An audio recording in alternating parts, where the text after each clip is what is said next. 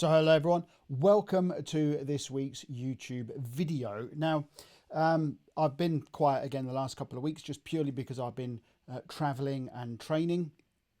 I've delivered our S1000D 101 course to a fairly significant procurement of a military asset here in the UK. I've also been delivering our Understanding XML and S1000D course over in Eindhoven, and that was a really good and fun trip that I did. I'm going to do a separate blog on that because some good questions came out of that. And there was a good kind of audience on there, which made it really interesting for me, and probably one of the most dynamic sets of individuals that I've trained. So it was good fun. But I'm going to do more on that over the coming weeks. For those of you who are new here, my name is Mike INGLEDEW, and I'm all about just making you successful with your integrated product support strategies. Whether that's identifying the right standards or specifications, identifying the right software solutions, or just developing your skills. That's what we're all about here at TDW. I just want to say a massive thank you to everybody who is sending me love on LinkedIn, coming up to me at conferences. Sometimes I might look a little bit surprised when I'm approached by a random stranger, but that's just me. But I just want to say thank you. It means that, you know, if I'm adding value, and only yesterday I received something through LinkedIn from a fairly significant aerospace company that was saying that they're finding these tutorials engaging, fun, and entertaining. So there we go. In fact, one of the comments I got on one of my recent training courses was not only was it a very interesting training course, but they said you're also a comedian, which I like as well. So yeah, try to inject a little bit of fun. So what I'm going to do is I'm aiming now to do videos on a Wednesday. So if we can, it used to be a Sunday, and I found that that was just eating my weekends. So what I'm going to do is I'm going to try my best to have something go out on a Wednesday. So if you want to see a video from me on a weekly basis, I hope on a weekly basis, then please do subscribe, hit that little bell. I'm trying to get to 600 by the end of the year, which I think would be quite a major achievement for all of us to kind of build this little community. So this video is, I'm going to be looking at 5 of the trends that, and I'm saying trends question mark because I've seen it mentioned or I've heard them mentioned a few times. Is that enough to say that it's a trend? I don't know. Maybe you guys can get involved and help me with that as well. But stay at the end, because at the end there's something that I want you to get involved with and send me your comments. So this video is brought to you by the IPS toolkit for Mind Manager. That's something that we've developed here at TDW. It's about helping projects define their early requirements for an S1000D project, whether that's working with BRDPs, whether that's working with your SNS structures, or defining and exporting your DMRL structures. If you want more information about the IPS toolkit for Mind Manager, link down below or get in touch.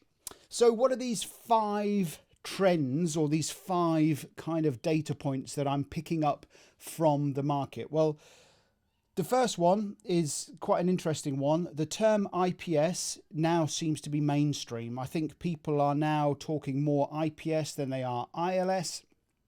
In fact, when I was in Eindhoven last week, I was chatting to a fairly senior executive, and he noticed that I was using the term IPS, and he had just been with his customer and they were all talking IPS. So I think IPS, integrated product support, is now becoming mainstream, and we're definitely seeing more and more projects, individuals, program offices use the term IPS, integrated product support, more and more. And that relates to number 4 in a minute when I talk about number 4. A really interesting one for me, because I spend most of my time training, consulting, advising clients on all of the stuff that I've mentioned before.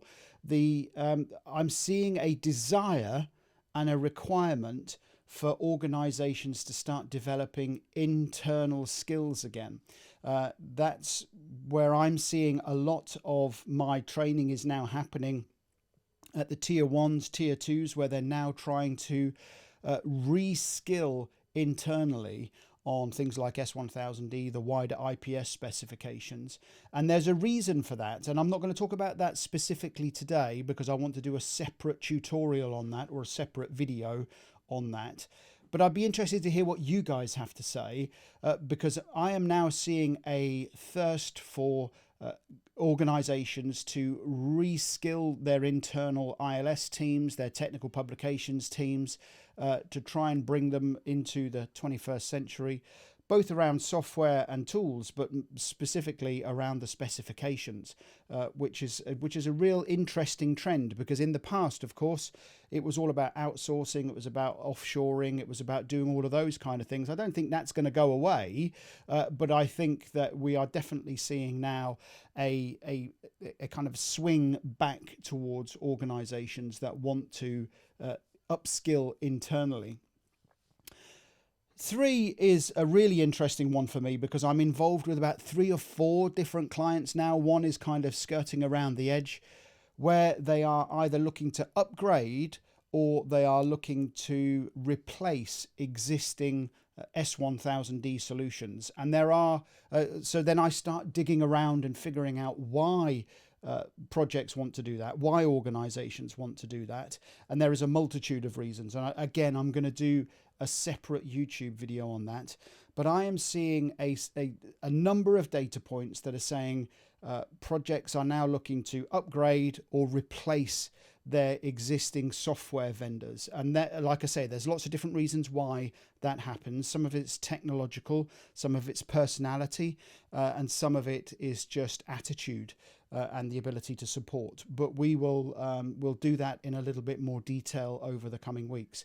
But there is definitely a significant number of organizations telling me that they want to replace or expand on their S1000D technical publications capability. As I said earlier, the IPS term obviously links in, or I shouldn't say obviously, but it does link into the S series of specifications, and the S series of specifications, of which I've presented kind of an overview at a couple of different conferences recently, is becoming increasingly more of a hot topic. Some people it's a hot potato, but the S series is definitely something that people are talking about more and more. And I think this is because we are seeing significant organizations, UK MOD, Dutch MOD, and you can fill in lots of different blanks in between, are now looking at how they are going to leverage the S series specifications and what that gives us and what do we gain from that. In fact, I gave a presentation to a team of project managers recently where they said, so what? And we started talking about digital twin, digital threads, and those kind of things, and what we might be able to gain from all of these connected data domains. So S series is most definitely becoming something that is becoming increasingly interesting for those in the supply chain, but also those that are contracting for IPS capability or for all of that data that supports our products in the 21st century. So S series, are you guys using it? Are you guys being mandated to use it? Are you guys being asked to quote on it, which is another interesting discussion I'm having with a couple of customers right now. Number 5 is probably the most interesting conversation that I'm having with a few organizations right now, and that is the S1000D process data module. The S1000D process data module is an enigma to some, but it's an asset that can be, if implemented correctly, can deliver some real value, not only to technical publications, but to other domains as well, to other IPS elements.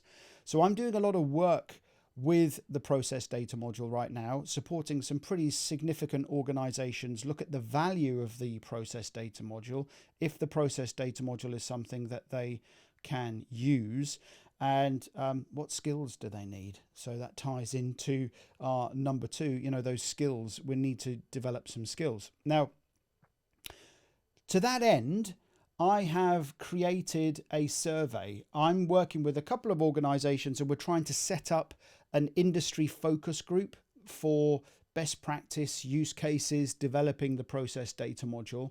And the idea is it's supposed to be an education platform for us all to share ideas and maybe look at how we can guide the software market on how to support the process data module.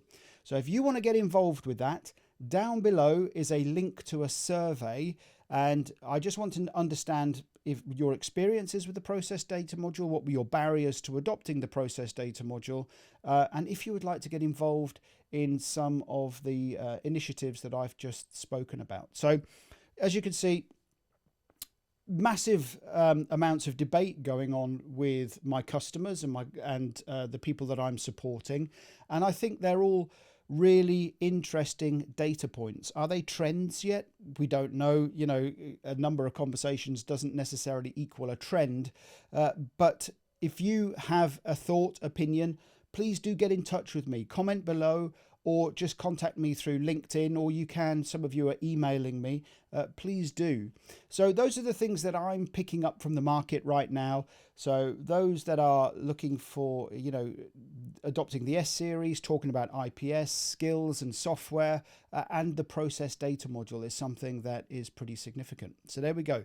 Those are some of the 5 trends, question mark, italics, underlined, that I'm not sure whether they are a trend yet.